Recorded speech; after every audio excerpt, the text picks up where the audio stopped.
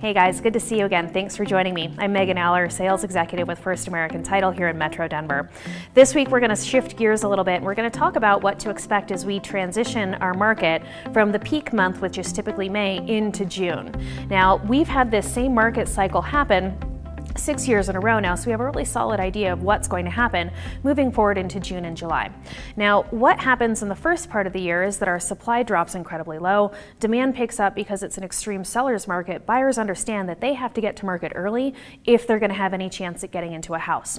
Now, what happens is the tides change as we start to go into June, and there's a really soft shift that happens in the market, and you're probably going to miss it if you're not looking out for it. And so what happens as we go into June is our buyer pool starts to recede because they're tired. They've been out and looking at properties every week, just looking at one or two, and it's a rat race to try and get out there to look at those houses. So what happens is your buyer pool fatigues and they pull back and say, you know what? Why don't we just take a break and let the market cool off a little bit? Maybe we'll come back and revisit this again next year. However, what happens with our supply is it starts to go up, right? So it's the perfect time for people to go ahead and sell their house. Kids are out of school, so our inventory starts to go up. So fundamental economic values dictate that if supply is going up and demand is going down, prices start to fall backwards.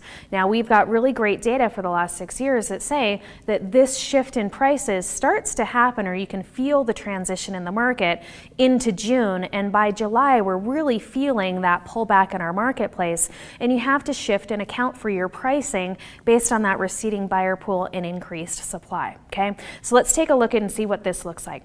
Now again, that big long color scale that I showed you at the very beginning of the year that shows that even though we're still in a very strong seller's market, there are seasonal shifts that happen, and that's that peppering of little red dots that show that these little changes happen in the market. Now let's not get this confused with a bubble that's being built here in Metro Denver. This is a very slight seasonal shift that we go through, and you have to keep an eye out for it. Now, the problem is that a lot of houses end up being listed not taking into account this increased inventory and receding demand at this point. So what happens is overpricing. And so I want to share with you where you need to be in terms of your pricing. Before we get to the pricing portion of it, keep in mind that your strategy sheet, also from the beginning of the year, looking forward as we look at those homes that are listed in June, again, the column is what we're looking at to see how good is this particular month to list or buy in. The more green it is, the more it favors the seller. The more orange it is, the more that it favors the buyer. Now, if we look at that June column, all of a sudden we have 3 of those red dots that pop in there, and that's happened very consistently for increased inventory and diminishing and shortening up on pricing for the last 6 years in a row. Year 7 looks to be about the same. Now, it's still a great seller's market, but it's not the peak time of the year as what we would expect to see in February, March, April, and May.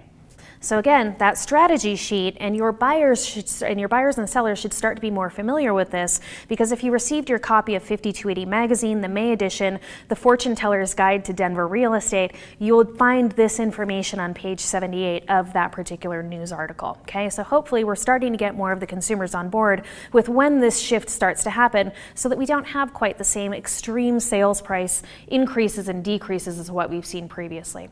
Now again, going into July, we see about a 1% average sales price decrease versus previous months in this real estate cycle, okay? So again, that's the direct effect of the relationship between supply and demand. Increased supply, decreasing demand, prices fall back. Now, looking at it in July, that's a result of those units going under contract in June, oftentimes a result of properties being listed in May. So we have to back out of that, and that's why we're having this conversation now at the end of May, rather than waiting until it's later into the season, looking forward into July, because this could start happening to your listings that you're putting up in the marketplace now. Conversely, if your buyers have been waiting for prices to ease up and for those multiple offer scenarios to retract, this is a great time to get out there and start looking at those opportunities, because affordability starts to increase for those buyers that have been waiting for those prices to fall back. Now, the danger that we're faced with here is that if you're benchmarking it off of the past few months in our cycle, if we're averaging out February, March, April, and May's appreciation rate, you could be pinging your target sales price as high as 3 to 5% over the previous month. The danger is that you're not overpriced by 3 to 5%, you're actually overpriced by 4 to 7% because the market's falling back. Rather than getting yourself into a situation where you have to chase the market back down, we want to get ahead of that, okay? It's really hard to underprice a home, but it's really easy to overprice a home. So let's look at what's happening with those price reductions. Now, 10 years ago, we used to be able to measure the market in thirds.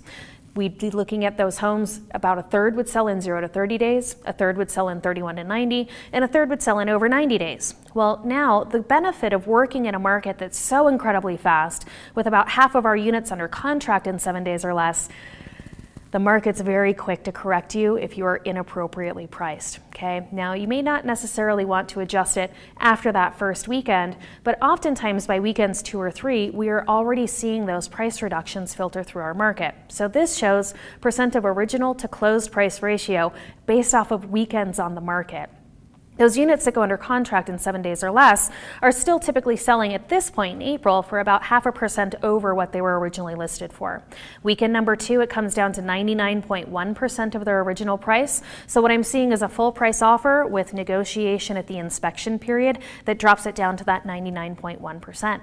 Now what happens in weekend number 3, and this has been a general rule of thumb for the last few years, is 15 days on market or 15 showings and no offers, may be time to consider a price reduction, and that falls right in line with what I'm seeing here in the data.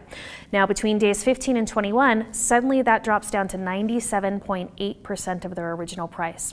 And so what I'm seeing here is one price reduction with probably some additional negotiation on top of that. Now the longer that the property sits on the market into weekends number 4, 5 months down the road, what ends up happening is that close to original price ratio keeps going down. The moral of the story here is if you price it right the first time, it will sell faster and for more money. And it's critical that you're aware of this timing as you start to list those homes into June, okay? So you have to be quick to make a correction if you've accidentally missed the market, okay?